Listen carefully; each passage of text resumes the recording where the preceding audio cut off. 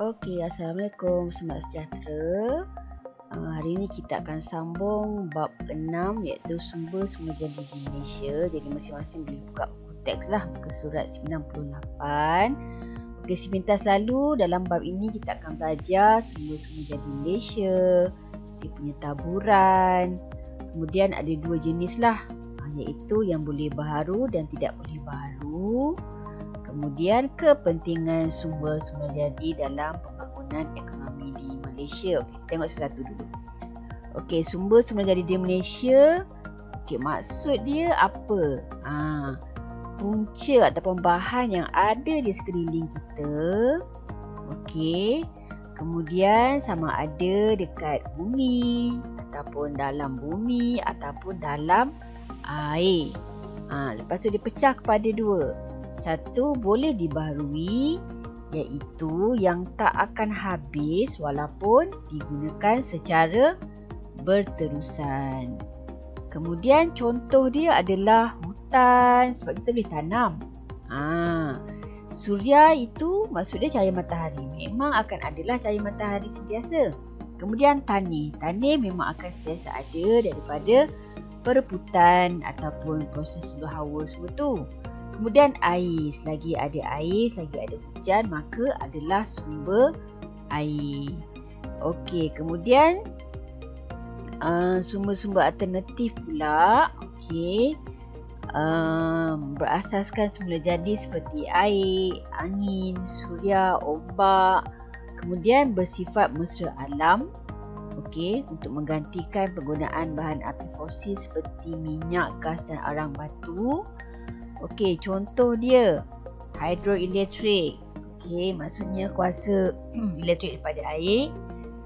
Tenaga suria, biomas, ombak, geoterma dan angin. Okey, biomas ni macam kita kalau dekat rumah-rumah tu dia masak menggunakan kayu api, ranting-ranting, itu biomas. Ataupun dekat India menggunakan bahan-bahan yang mudah dapat di sekeliling dia seperti tahi lembu.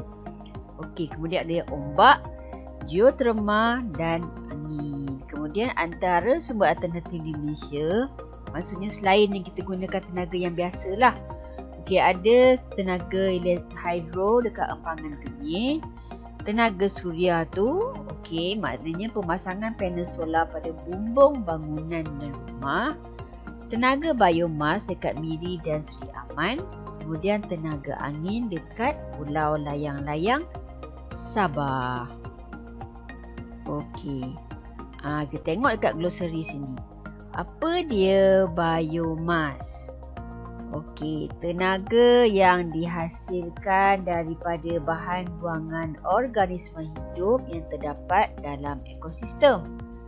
Okey, geoterma pula tenaga yang dihasilkan atau berpunca daripada haba dalaman bumi. Itu perbezaan antara biomas dan geoterma. Okey, kemudian kita tengok sumber yang tak boleh baharu pula adalah sumber-sumber yang memang bila kita dah korek, kita dah guna, dia habis. Okey, terus pupus. Sebab dia mengambil masa yang berjuta-juta, masa yang lama sangat untuk dihasilkan. Jadi, contoh-contoh dia adalah okey, macam sumber mineral digali di dasar laut. Contoh dia ada petroleum dan gas asli. Kemudian sumber mineral pula ada dua jenis, iaitu logam dan bukan logam.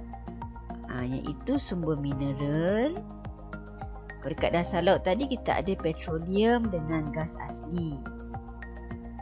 Bahagi dua pula, logam ataupun bukan logam. Jadi contoh-contoh dia inilah. Ada bauksit, ada emas, ada biji timah, ada biji besi dan ada kuprum. Ni contoh-contoh dia lah. Bauksit, tengok ni tin kan, tin makanan. Emas ni siapa tak tahu emas lah. Kemudian biji timah, barang-barang pewter ni.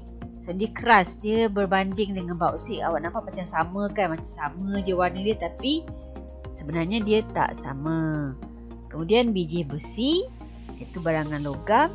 dan kuprum. Kalau awak tengok dalam wayar yang warna-warna macam ni, itu adalah kuprum. Okey. Yang ini contoh bukan logam pula. Okey, kita ada kaolin. Kaolin ni tanah liat. Kemudian untuk buat tembikar tu kan. Kemudian ada batu granit. Okey, digunakan dalam industri pembinaan. Kita ada gas asli. Kita ada pasir untuk buat barangan kaca. Kita ada petroleum sebagai bahan bakar dan arang batu dalam industri melebur besi. Okey, tengok. Okey, tengok latihan di sini. Jelaskan perbezaan antara sumber boleh baharu dengan sumber tidak boleh baharu. Okey, boleh baharu tadi maksudnya apa? Sentiasa ada. Okey, dia tak habis. Kalau tidak boleh baharu ni, once dah habis, dia memang tak akan dapat diperbarui lah, sebab untuk mendapatkan dia pun mengambil masa yang sangat lama. Jadi kita habis 6.1. InsyaAllah nanti saya akan buat sambungan video untuk 6.2. Okey, sehingga itu, Assalamualaikum.